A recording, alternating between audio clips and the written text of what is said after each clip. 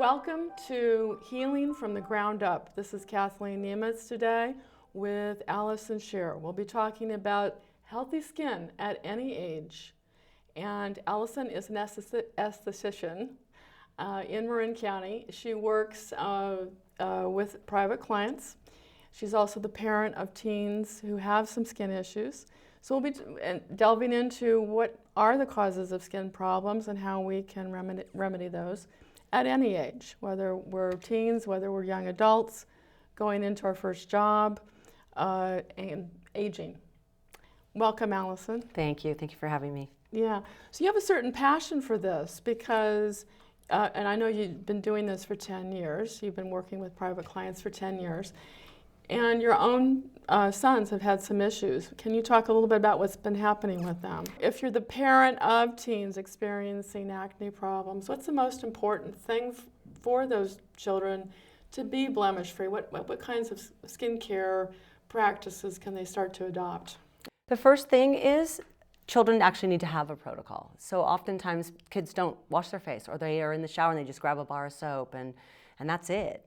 So there comes that time where there's a little bit of crossover. All of a sudden you see that first little bump appear, or they get that first little breakout. That's a great time to really start saying, okay, we need to take a look at this and start a routine.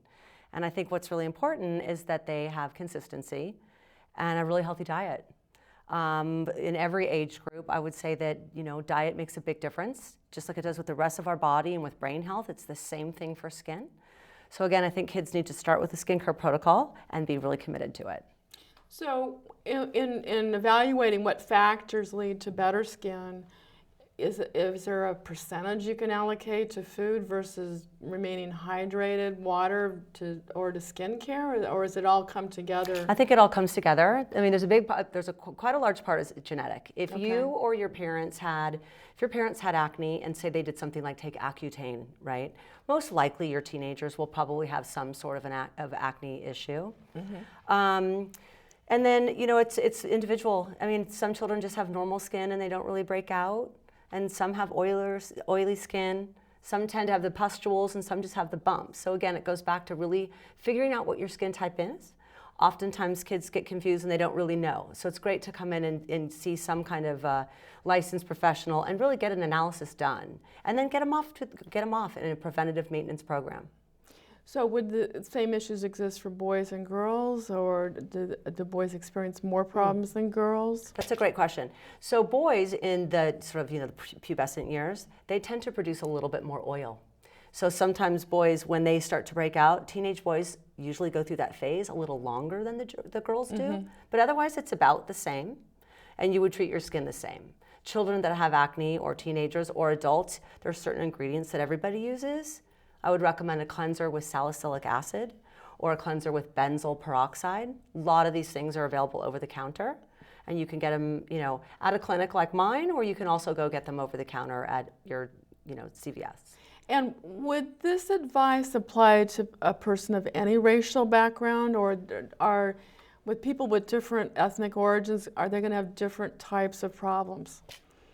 Yes. So Mediterranean skin, people have issues with hyperpigmentation. Darker skin. And hyperpigmentation, define that. Hyperpigmentation is when the skin is a little bit discolored. When someone has acne, sometimes the end result, especially if they've been picking, is you get redness or you get the brown spots. And that's considered post-inflammatory hyperpigmentation. But there's topical products that you can use for that. Okay. So people can scar and they can have hyperpigmentation, but there are a lot of remedies out there to help with both. Okay, I interrupted you. So hyperpigmentation would be more of a problem for certain ethnic groups? Yes. Okay. So Asian skin tends to pigment more, Mediterranean, and darker skin colors. Okay. And what about loss of pigmentation, or is that an unrelated problem? That's a different problem. It is. That's far down the road. If you've been so overexposed to sun, you can get hyperpigmentation, but you can also get the flip side is hypopigmentation, which is when the skin turns white and you can have white spots. Okay. Is that something you work with, or is that Yes. another? Oh, it is. We do. Okay. We do. And what about people who've had scarring? Is what your profession? Does your profession address this if they wish to hide the scars or reduce the incidence of scarring? So, well, to reduce the incidence, of course, would be to start way back in the beginning and get on a good maintenance plan and do not pick. Picking, especially in sensitive skin or darker skin colors, you pigment more quickly and you scar more easily. So one of the things that's important when you get to that stage is some topicals, and there's other remedies as well with like physical modalities. But in terms of topicals, a retinoid product like a vitamin A cream is really important. It helps the skin sort of exfoliate, so it brings the pigmentation to the surface and it gives it an opportunity to slough off. Okay. And then also, it will help you when you're sloughing off that dead skin, it's telling your skin to start building new skin, in which case you're developing that collagen, and that can help fill in some of those scars. It does take time to heal. And again, there are physical modalities as well, microneedling, microdermabrasion. Sometimes people go through a series of peels. And if it's really deeper scarring, then sometimes you can go and start talking about lasers. Okay.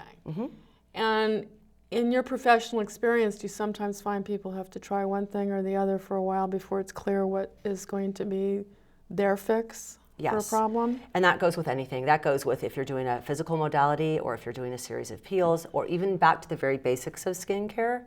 It's all going to depend on your type of skin and what your skin condition and what's happening there. And I can't impress upon you enough that part. Oftentimes people will come in, my clients will come in and they'll say, oh, my skin is so dry. And I'm looking under the microscope saying, actually, it's really dehydrated. So dehydrated skin is lack of water. Dry skin is lack of oil. So people will come in and think they have one condition, but they have a different one. And especially with acne, people come in and they go, oh, I have oily acneic skin. Well, you can have acne, but you can also have dry skin and acne at the same time. So it's great to sort of get that checked out, and then you can get on a protocol for your skin type. And one thing that's curious to me is I know the ways of addressing acne have changed over the years. And so the temptation of a parent may be to suggest something that they did in their own adolescence. Oh, right. So do you have any perspective to share with that? Well, that happens all the time. And Okay. you know that I have 2 teenagers, and my 14-year-old daughter will come home and say, oh, I need to get this because this is what my friends are using. But one of her friends is really acneic. Well, if my daughter used that same product, she would just be so dry. Grandma and Grandpa used something different, or our own parents, and so we may try their remedy before we see a professional like yourself to determine what is the current remedy. Right, and skincare has changed so much. I remember my grandmother used like Pond's and oil of Olay. So skincare's come a very long way. X amount of years ago, there was like one acid on the market and it was glycolic, and now there's so many different things. So what your grandmothers and our mothers used to use, we probably should take a look at some of the newer products. And there's great things. Like I said, at a medical clinic, the levels will be higher in terms of percentages and efficacy, but there's plenty of things over the counter. And as we age, we get a little bit older, we're now graduating from college, does the acne go away, or does it diminish on its own, or do we really have to keep continuing addressing it if we've had this problem? Well, that depends, right? Okay. So like I said, the boys will probably take a little longer to get through that cycles. The girls, not as much. But it can come back. Anytime there's a hormonal shift, your skin can change. For instance, when somebody's pregnant, all of a sudden you have the condition of you start getting melasma, known as the pregnancy mask, right? It's the brown spots. Right, correct? yeah. Yes. And sometimes it looks like a shadow or a mask. I've seen So that's this. when your estrogen levels start to rise and your hormones change, and a few things can happen. When you have dry skin, you might have beautiful glowing skin when you're pregnant, but if you had acneic skin, it could dry out, or you could just get horrible acne and cystic acne. So, things start to change with your hormones. So with women, I've been through a lot of different cycles, that one included, and 2 pregnancies, and I had cystic acne and the pregnancy mask with both. But of course it can go away and you can work on that. And if you're going through that phase of life, I imagine it's rather stressful psychologically. I don't know how people sometimes surmount those challenges. I know my own daughter struggles with this, and she's now going into her adulthood. Do you have any suggestions there? I don't know if people can just choose to wear a certain type of makeup while they're treating an acne problem until the acne problem is diminished. What suggestions you might have from your professional perspective? Yeah, that's a great question. Okay.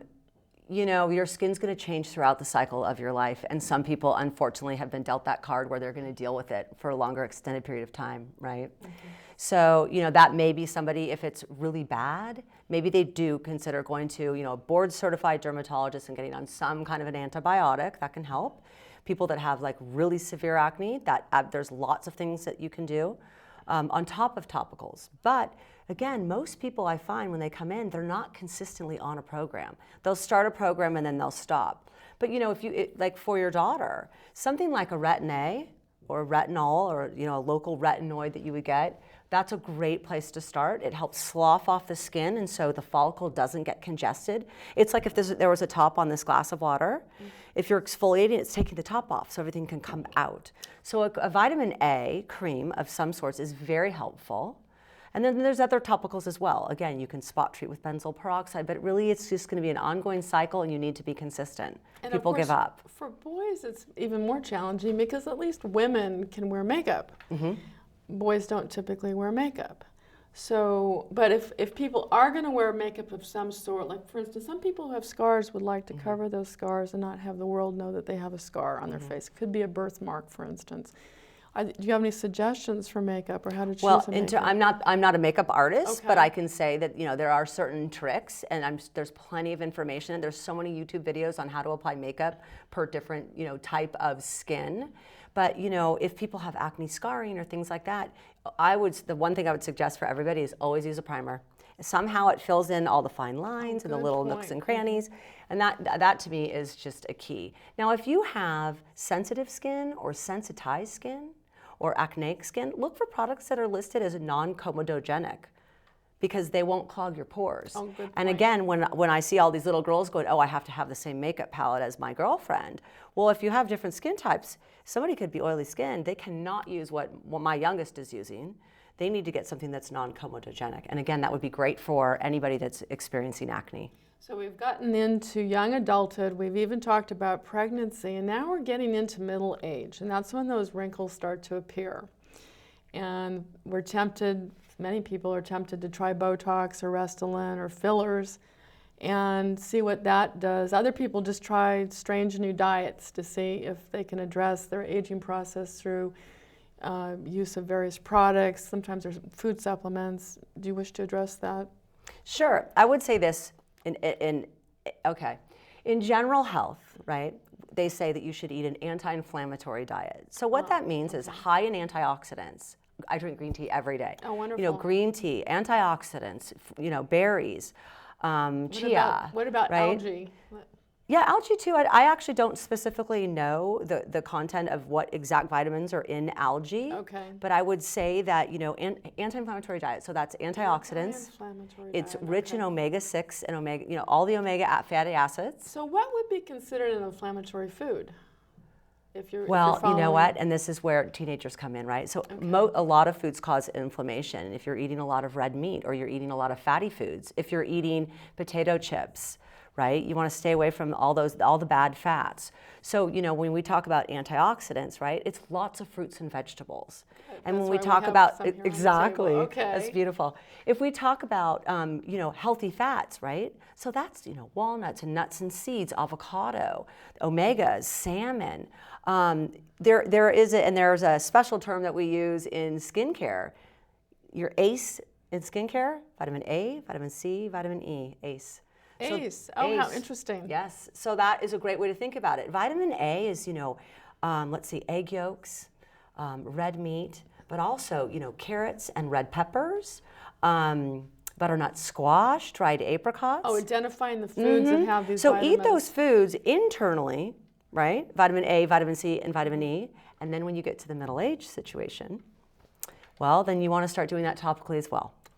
So you can go inside out and you can go outside in. Oh, wonderful. So you start applying. When you start thinking about issues with aging skin, for instance, the two things we lose as we're aging is collagen and elastin. So we start losing our collagen, and there goes, you know, the plump look that our darling teenagers have. And then there's elasticity. So now we start getting the fine lines because our elastin's breaking down. So vitamin A, C, and E will help with all of that aging. Vitamin A, which is a retinoid or a retinol, topically helps you shed that skin. So not only does it help with acne or that brown spot, the hyperpigmentation. It helps you turn over your cells. So it's like out with the old, in with the new. We get our dead cells off, and our cells are told to start building more collagen and elastin, right? So that's your vitamin A. Vitamin C, I love topical vitamin C serums. They're antioxidants, very powerful ones. You can get a vitamin C and E combination, which is amazing. It's For better like absorption, I believe. exactly. And you know, my favorite analogy with skin and with vitamin C is it's such a powerful antioxidant. If you were to take that avocado and cut it in half and leave it on the kitchen counter, you know how it turns brown? If you put lemon juice on that avocado, it stops that brown process. That's the same thing vitamin C is doing for our face. Fabulous. It's literally preventing oxidation. It's a natural SPF of about 7 or 8, and it actually helps with collagen synthesis. Oh, that's wonderful. So that's a powerful antioxidant. And then your vitamin E's go to your avocados again and your nuts and seeds. So all that's going to keep your cells healthy and reproducing really good skin. Wonderful. Yes. And then as we get even older and we have even deeper wrinkles, of course, a lot of people wish they had put sunblock on earlier in life. How important is sunblock at all ages to prevent Sunscreen wrinkles? there's only 2 things that can actually help with aging, quite honestly. All this stuff is great, but it's sunscreen. And then the only other thing that could truly help with wrinkles would be a vitamin A cream. So, but all these other factors really come into play. Like, you know, I mean, they've always said you are what you eat, right? So having that nutrition is going to help at any age. Now, once you start getting to the point where we all have a lot of fine lines, then things change. Then people start looking at other alternatives. One of the things that I really like for the fine lines and laxity is some of the electrical little modalities. You can buy a little handheld in many places over the counter When you say where you have the handheld- electrical stimulation. Stimulation. Yeah, you can't work out the muscles in your face. Around the area where we speak, yes, but you know, we're not doing any weightlifting in our cheekbones. So things how start to, you know, interesting. gravity's starting to pull us down. So if we get some kind of an electrical modality, that can help kind of lift things. And again, that vitamin C makes you tight and bright. Lovely. So say we have neglected our skin, and we wish maybe now we're getting older and we're thinking, I don't want to look this old. I really want to dress this. Is it too late to start and to see somebody like yourself? Well, I would say never too late to start. There, you know, Okay. there's always a remedy. I mean, at one point we embrace where we are, right? Okay. But you know, you could have fine lines and dull skin, or you could have some fine lines and some beautiful glowing skin. So there's really things that you can do. And exercise is extremely helpful. When your blood starts pumping, the blood actually pushes up from beneath the skin and really feeds that tissue. So you get the glow, and when your circulation's going, you know, everything's sort of lifting and continuing on. As a matter of fact, athletes are known to have skin that is thicker, and also they have a better strand of collagen. So exercise is very helpful with the fine lines as well. But again, you know, then there's a conversation that could be had with a licensed professional in terms of Botox and fillers. You know, a lot of people are very curious once we get the laxity, should we try a filler? Dermal fillers are usually a hyaluronic acid gel, and they inject it under the surface of your skin, and it's hydrating and it's lifting. It plumps up your skin and it's hydrating. I can speak to that a bit